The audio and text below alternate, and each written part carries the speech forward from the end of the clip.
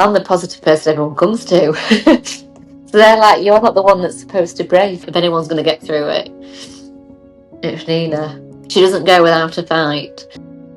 I live in Leeds in England. I was diagnosed with stage 4 bowel cancer on Mother's Day 2021. I have 3 kids, so they take up a lot of my time.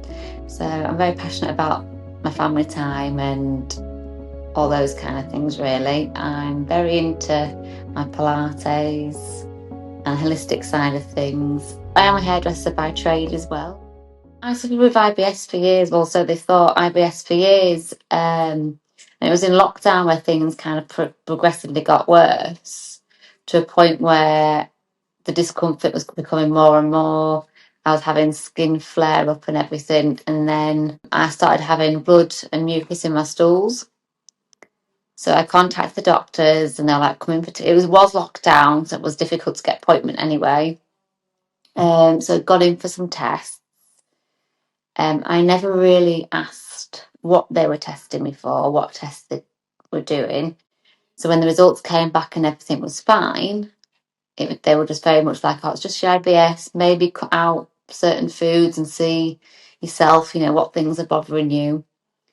So not much help, really. On Mother's Day 21, I woke up the day before in severe pain, but got myself through the day. Just thought it's just a bad spout, ignore it.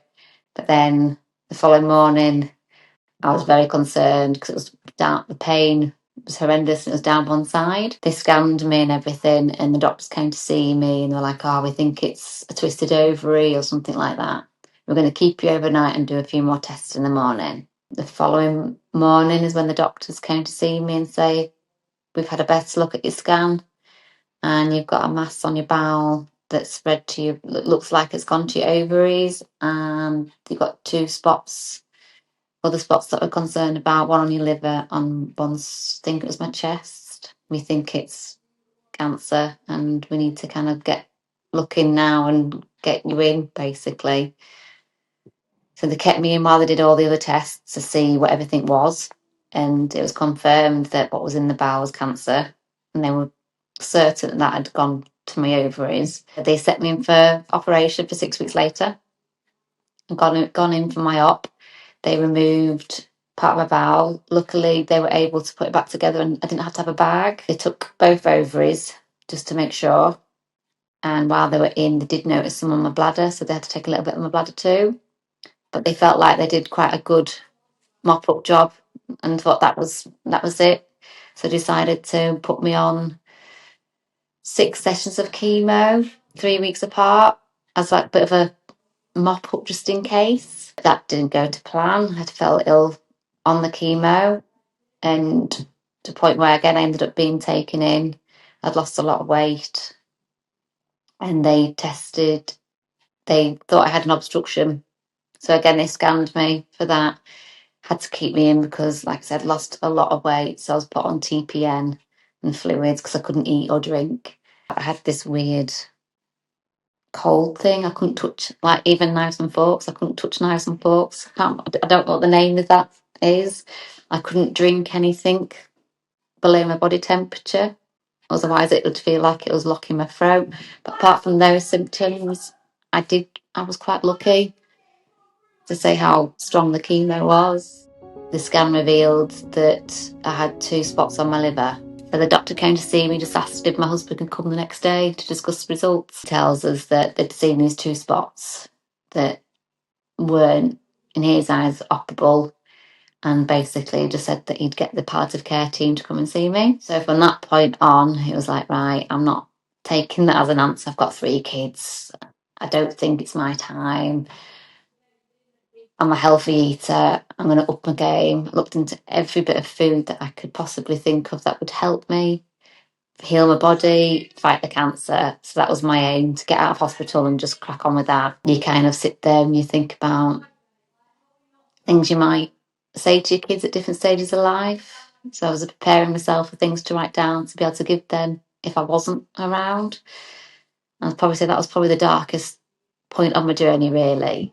I made some little knitted mice, I think they were. I think one of my sisters must have bought me it, so I made 3, one for each of my kids. I made them all little bookmarks, just something that obviously I'd made and touched, something that would remind them of me if I wasn't there. I just wanted them to have that something that I'd made. We didn't want to name it because I'd had tummy problems for years. We didn't tell them it was any. We didn't say cancer. We didn't want them to hear that word and be scared. So we did keep it quiet. When chemo started and I fell poorly, I think that's because I was hiding it. Because I was trying, every time I felt, I didn't want them to see me like that. So then I was kind of dealing with it on my own. So trying to feed myself and all that was really hard. But then, obviously, when we thought the palliative care came into it, we had to tell them the truth.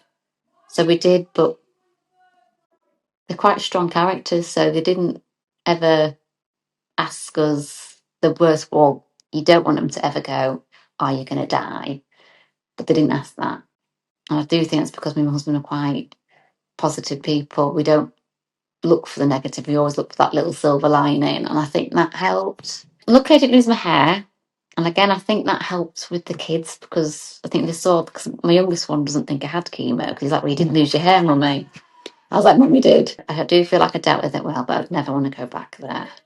When I did get out, when I put a bit of weight back on and allowed back out, they were ready to decide whether they'd do the chemo again. When I did see my oncologist, he still thought the chemo was working, but wanted to change how he was administering it. So rather than just going in, having the drip and then having tablets for a week, I'd go in every 2 weeks for a drip and then I'd come home with like another little drip on. And then we'd see how I went halfway through and scan me.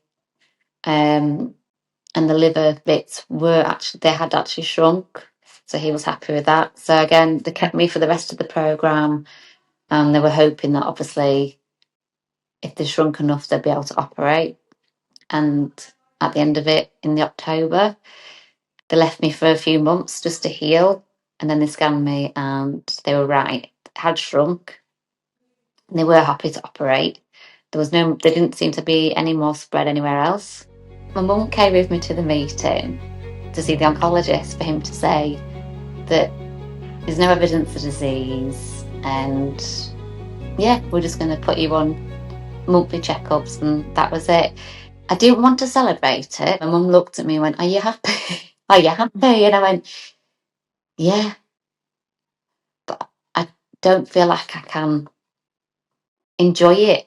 I felt like if I laugh in its face, it might come back. I didn't want to go out and start screaming, oh, it's gone, I'm free from it, because it was just that, just what if? What if I always have to kind of mentally just have it there, prepare myself to hear those words again? So I just didn't feel like I could just jump for joy. It feels like it'll be 5 years next year, but it does feel like it was only, last week. But I don't think it'll ever fully go. And now it's just the battle of getting over the trauma of it. I've become a little bit of a hermit. Won't lie, I do lock myself away a bit because a lot of things do scare me now. Because I felt like I was so healthy beforehand and I would not have expected anything like that. I don't socialise as much as I used to. I'm too scared to drink, even though I didn't really drink before. So going out and being in that social environment, I get quite anxious. Same with the kids, whatever they eat, whatever they drink, I'm very conscious. I make all my own skincare range because I'm too scared to put anything on my skin that I don't know what's in it. So I have become a little bit of a nervous wreck. But each year I have got better. And every time I get a clear result, it gets a little bit easier. The mental side's been the hardest than the physical side. The physical side, I'm more or less back to the way I was. But the mental side's taking that bit longer. I do meditate. I've got better at it because I was not very good at it at first. I have a very busy head. I lymph drain, so I body tap. I have a trampoline in my back garden. I bounce on every day. I do Pilates. I'm a true believer that there's always hope. Never give in. No matter how dark it is, sometimes there is that little bit of silver lining there, and you just got to find it. Even in the darkest times, you think, no, how? But I'll always take from this that it's given me that. It's given me the fact that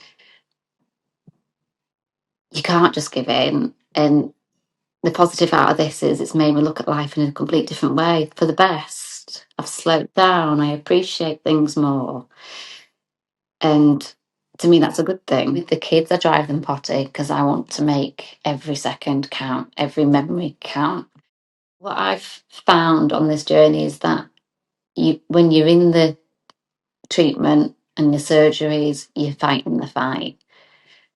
And then when you're finished and the doctors go, yep, fine, see you in a year, you feel very much left and quite vulnerable. No matter what the diagnosis is, we are not a number. Everyone's unique. So I was, don't Google. Look for the positive stories. I was never one to go and look at negative stories. Go and look for the positive stories. But you do have to take it into your own hands a little bit. The doctors can do what they can do, but don't just leave it to them.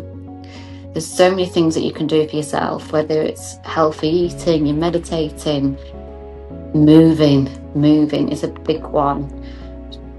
Don't just crumble as much as it's so hard. And speak. Tell people how you feel, even if you think they don't want to hear it or they're too scared to hear it. It's better out than in. You're not alone. It is a very dark and lonely place, especially when you feel like people don't understand. Have hope and just find your little community to talk to.